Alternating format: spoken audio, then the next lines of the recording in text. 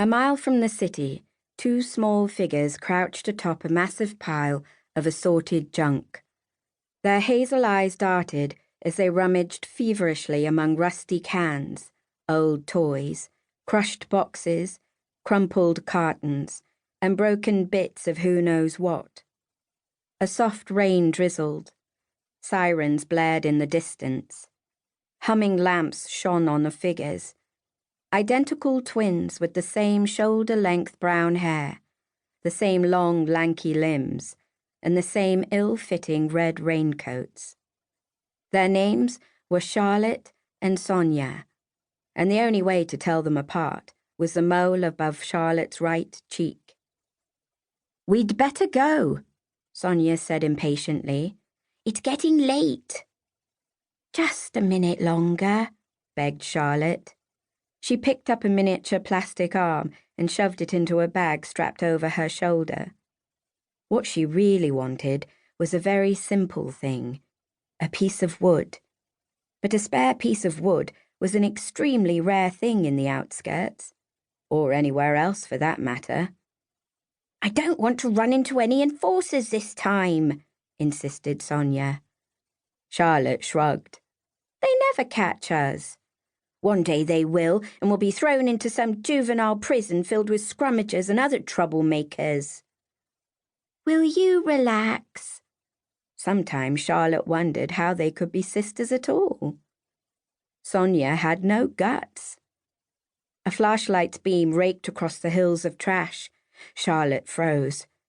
"An enforcer," whispered Sonja.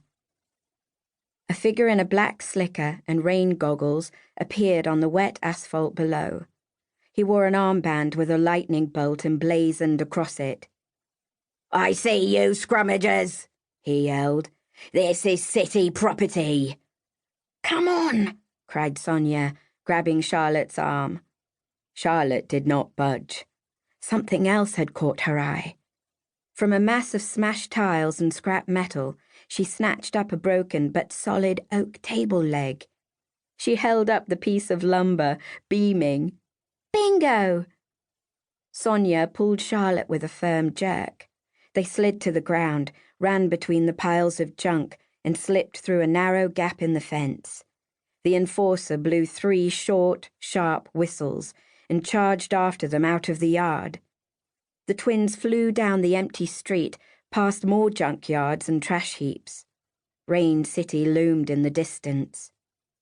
Many years before the girls were born, as the populations of the world's cities grew to unprecedented sizes, an edict had been passed, and all the city's borders were walled and gated. The surrounding towns and villages were bulldozed to use as dumping grounds for the city's ever-growing waste. And now millions of homeless people, known as Outskirts, lived in the garbage, strictly patrolled and controlled by armies of enforcers. This was the world Charlotte and Sonja had been born into. As the girls ran, another enforcer emerged from the shadows and took off after them. Charlotte's heart raced. She struggled for breath. Charlotte only pretended not to be scared of enforcers. She had seen them do terrible things. Maybe she had finally pushed too hard and gone too far. She had coaxed her sister into sneaking into forbidden junkyards closest to the city, off-limits and extra risky. "This way!" yelled Sonja. Charlotte hurried after her sister, but as they rounded the corner, she saw a band of scruffy boys in smashed bowlers and tattered suits. "Looky dooky," announced a boy with a rat on his shoulder. "Lil ducklings." "Those is them circus freaks," yelled another, squinting in the rain. The scrummagers began to slowly circle the twins, swaying and sniggering. Charlotte turned to Sonja and smiled. She knew they would certainly escape now. A handful of enforcers came clambering around the corner. One of the scrummagers shouted, "Coppers!" and the gang scattered in every direction, the enforcers chasing after them.